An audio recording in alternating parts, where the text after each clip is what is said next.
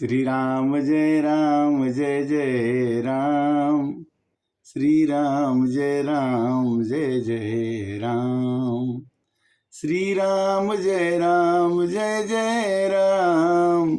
श्री राम जय जय राम।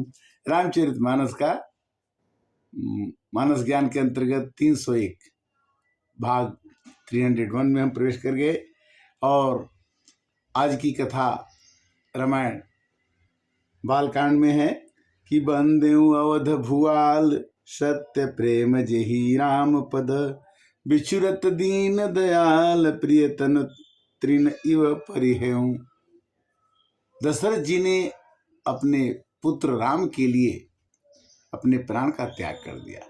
हमें भी जो हमारे इष्ट देव हैं भगवान राम, उनको इतना प्रेम से भजना चाहिए कि उनके बिना हमारा जीवन न चले। रामायण ये कहती है, रामायण जिसे श्रवण कर मिट जाती है जन्म जन्म की व्यथा, कि जय जय राम कथा, जय श्री राम कथा। जब हम छोटी कक्षा में पढ़ते हैं तो लगता है कि पढ़ाई इतनी ही है।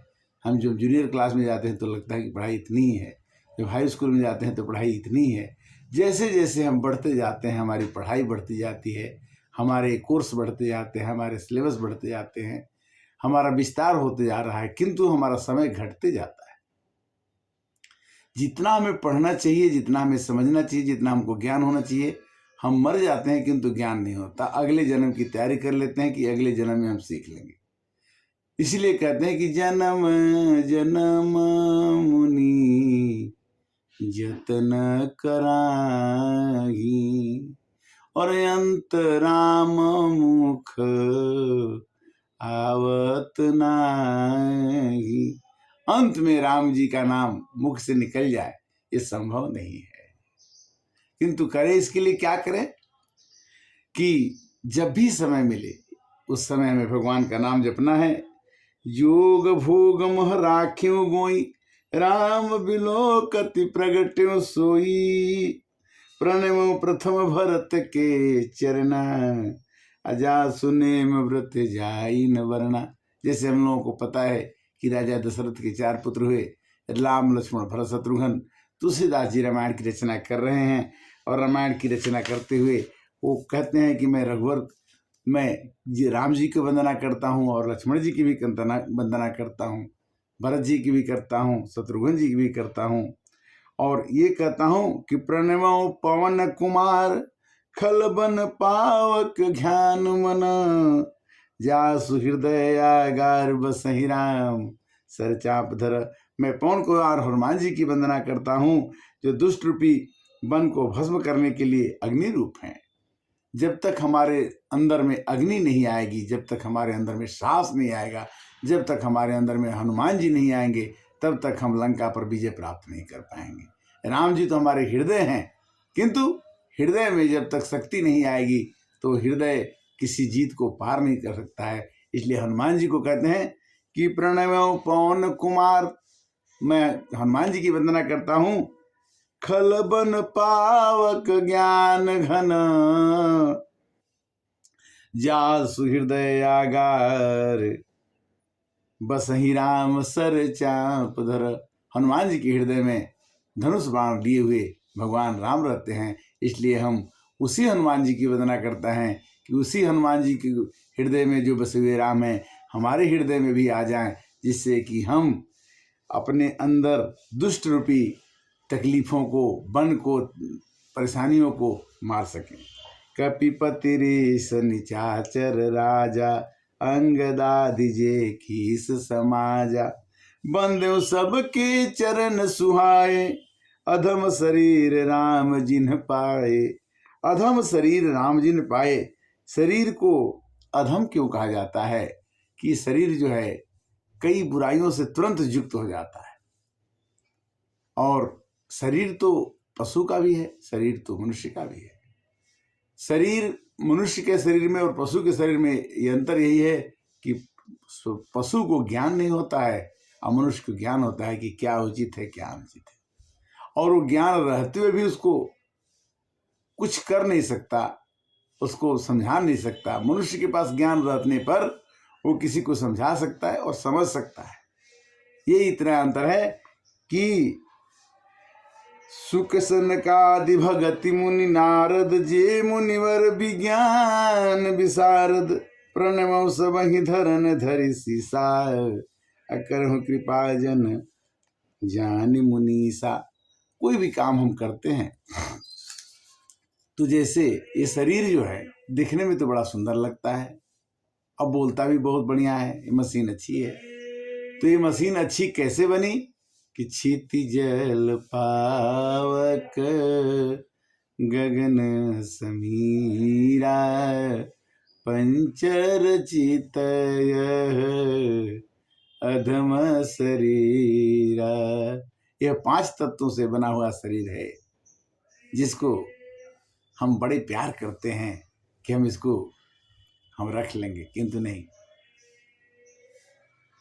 कैसे राखूं मैं सजनवा कवन विधि से, ओ कवन विधि से। कैसे राखूं तो ही सजनवा ओ कवन विधि से, ओ कवन। आँख में राखूं तो हृदय मोर तरसे, हृदय में राखूं तो नयन तरसे।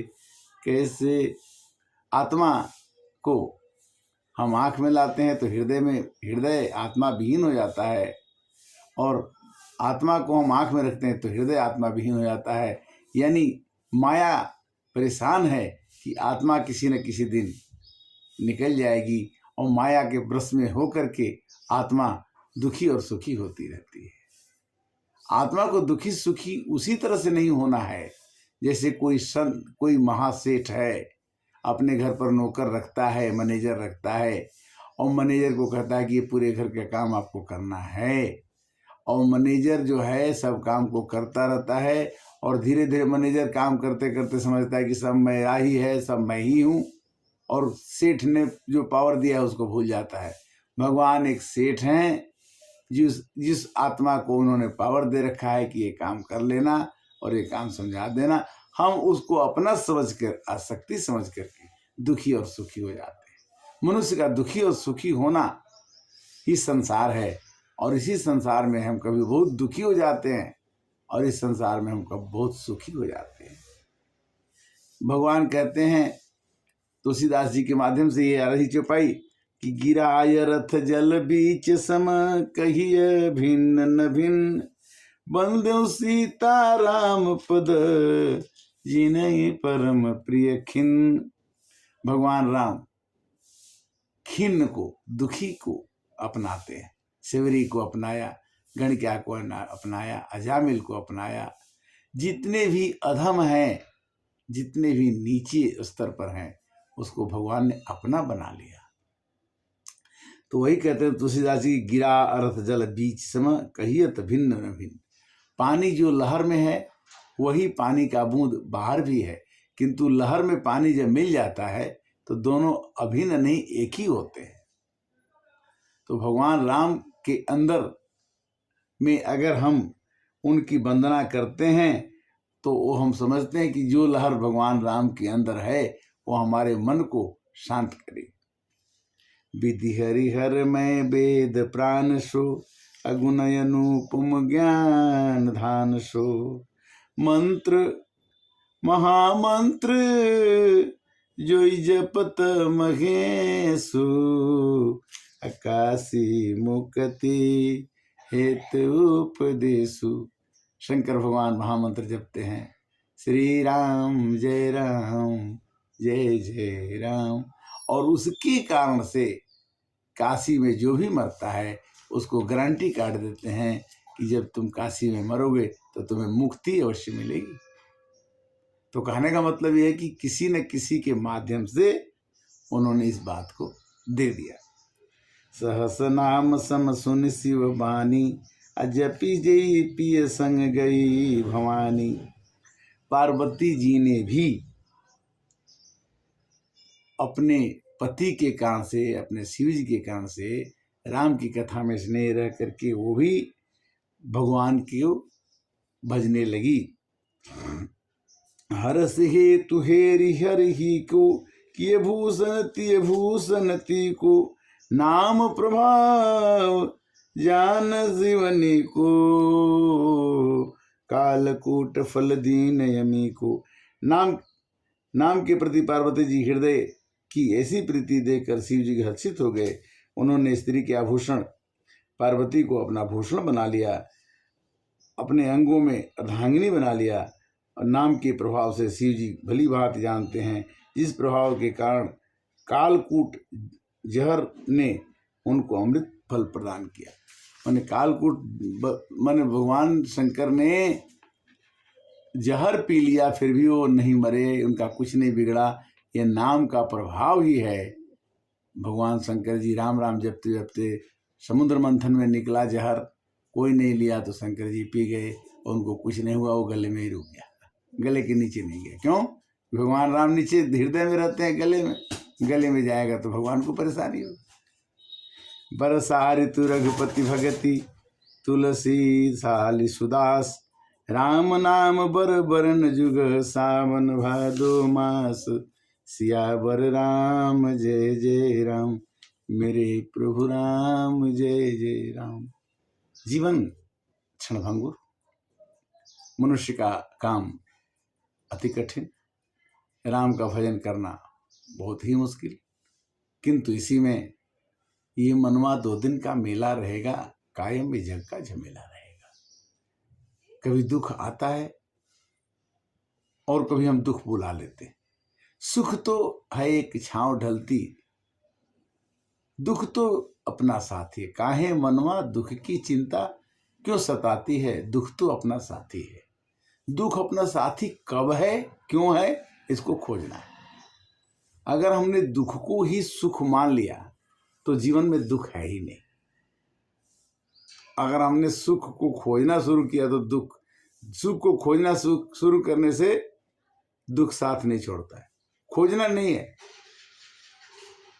कहते हैं कि कस्तूरी कुंडल वसे मृग ढूंढे वनमार, ऐसे घट घट राम है दुनिया देखत।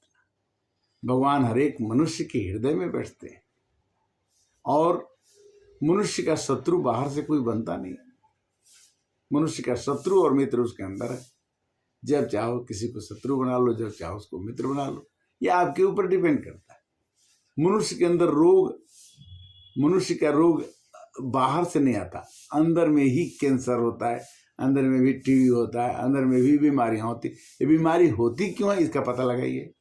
मानस रोग क्या है, इसका पता लगाइए। आलस क्या है, इसका पता लगाइए। पता लगाना पड़ेगा कि ये रोगों का घर है कहाँ। तो कहने का मतलब ये है कि हम किसी को दोषारोपण न करें, ये कहें कि सो प्रत दुख पावई सिर धुन धुन पिछताए, काल ही कर्म ही ईश्वर ही मिथ्या दोष लगाए। हम किसी को दोष न लगाएं, हमें अपने को ही सुधारना है। अगर हमारा सुधार अगर हो जाता है तो हम पूर्ण रूप से कह सकते हैं कि हम समाज को सुधार सकते हैं। वैसे कोई सुधारक नहीं है, कोई प्रचारक नहीं है। मैं हर एक आदमी भगवान की भक्ति में, श्री प्रेमानंद जी महाराज जो वृंदावन से YouTube के माध्यम से उनका प्रवचन हम सुनते हैं, तो उसमें आता है कि जब तक मनुष्य अपने को तृण से भी नीचे नहीं समझेगा तब तक वो किसी को कुछ नहीं दे सकता। देने के लिए तब है जब हम सबसे नीच बन करके, सबसे अपने अहम को निकाल करके ही हम किसी को कुछ दे सकते हैं। अगर जब तक हम अपने को बड़ा समझेंगे, अहम भाव रहेगा, घमंड रहेगा, तब तक हम किसी को कुछ नहीं दे पाएंगे। क्यों? कि हमारे पास है ही क्या। जब मनुष्य पैदा होता है 2 किलो वजन, फिर 3 किलो, फिर 5 किलो, फिर 60 किलो का वजन हो गया। वजन होने के बाद हम देने के बजाय हम अपने अहम भाव में ही जीते जीते अपना समय गुजार देते हैं। और समय जब बीतता है, अंतिम समय जब आता है, तो हम ट्रेन में बैठने के बाद कहते हैं कि हमने तो ये चीज़ छोड़ दिया, ये तो घर पर ही छूट गया, ये तो रखना चाहिए। अच्छा, समय समाप्त हो रहा है, इसलिए अगले एपिसोड में फिर मिलेंगे। हरे कृष्णा।